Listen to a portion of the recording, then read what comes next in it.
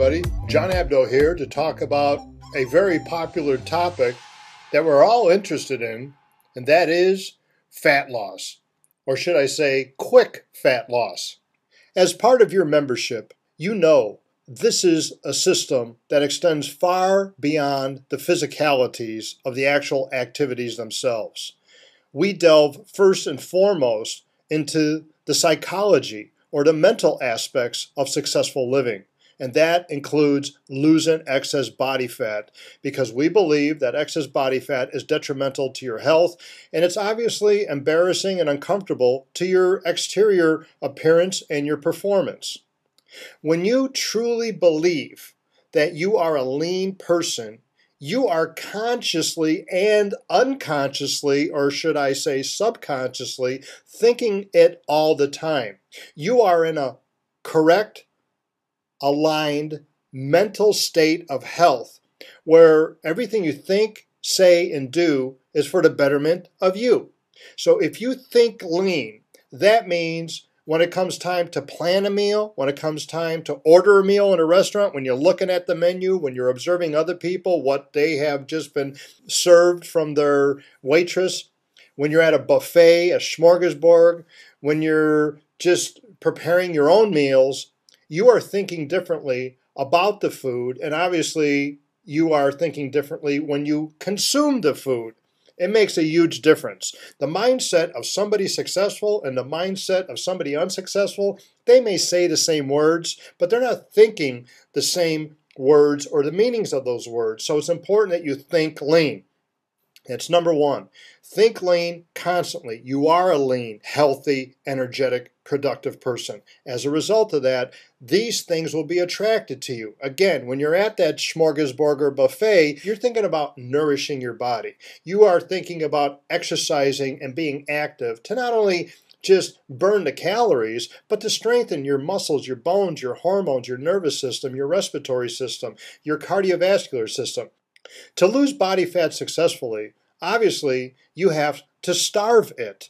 And what I mean by starving it is that fat is in your body, and once it stores itself, it just locks itself into deep corners of your body, and sometimes obvious corners of your body, whether it's your love handles, your saddlebags, your pooch area, a sagging buttock, whatever it is, underneath your chin, wherever fat wants to deposit, it's going to be stubborn to burn it off. And if you keep eating foods that keep your fat storage at its level, you will never burn off that fat. So what you need to do is deplete the internal calories that are coming into your body that allow those fat cells to be mobilized and to eventually be burnt off. One of the techniques, and you've probably heard it more than once, more than 100 times probably, is to lower and or eliminate processed carbohydrates. Now the word processed means man-made or man-tampered or man-tinkered with. Man did something to those carbs that they're processed. Natural carbs, especially starchy or complex carbohydrates, are rice, brown rice or wild rice, not white rice, that's a processed carb, oatmeal, certain whole grains, beans, things like that. But when it's processed, it turns a good thing into a very bad thing. Obviously, you have to reduce and or eliminate depending on how high your level of body fat is. If it's extremely high, eliminate the processed carbohydrates. If it's a little bit high, then okay, go ahead and have a slice of bread and maybe a little bit of cereal here and there, but not on a consistent basis. And obviously, you have to cut out all the other junk foods, the hidden fats, the hidden sugars, things like that. And this topic can go on forever.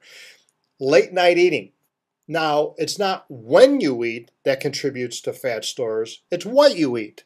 So late at night, if you're eating the wrong things, when you're sleeping at night, your body's saying, oh, Jane, hey, Joe, hey, Sally, oh my gosh, I wanted to go to sleep and repair your muscles, but I got all this load here to clean up.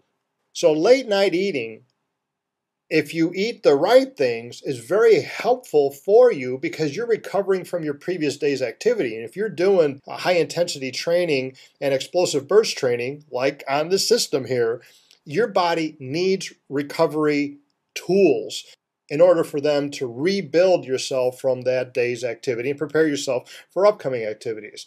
So eating late at night is nothing you should feel guilty about. It's what you eat, not when you eat. So be real careful of that. And again, the rule is stay away from processed carbohydrates or anything fattening. Late at night, it's really good to have a protein and fibrous carbohydrates, whether it's a little salad, maybe a hard-boiled egg or some cottage cheese or something like that.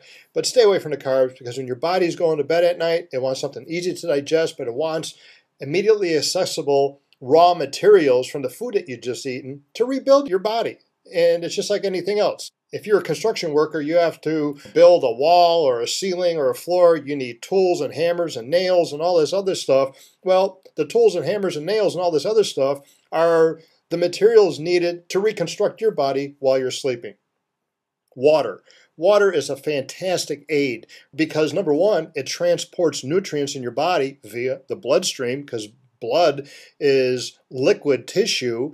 It's comprised of mostly water, but so much nutrition is floating in your bloodstream, so drink a lot of water. And at the same time, it's also an eliminator of toxins from the body, from exhalation. Vapor comes out from exhalation. Perspiration is water, obviously, and urination. Very, very important.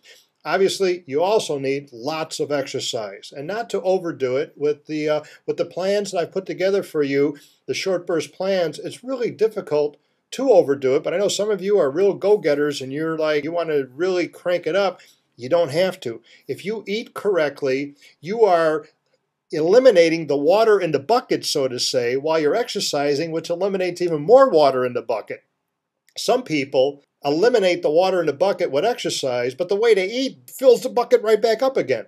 So it's up to you to know how to deplete and or starve the fat in your body. Exercise burns it out of your body, and your post-metabolic workout recovery needs, the building of the construction, the hammer, the tools, the nails, whatever, that process is fueled by fat if you're exercising correctly, which you are with these plans. And most of all, as I mentioned at the beginning, and you have to do it at the beginning, sustain it throughout the whole process, and continue to do it on and on and on. Always think lean, think healthy, think the best for yourself, and you will continue to improve day by day, week by week. I'm John Abdo. We'll talk again next time. Thank you.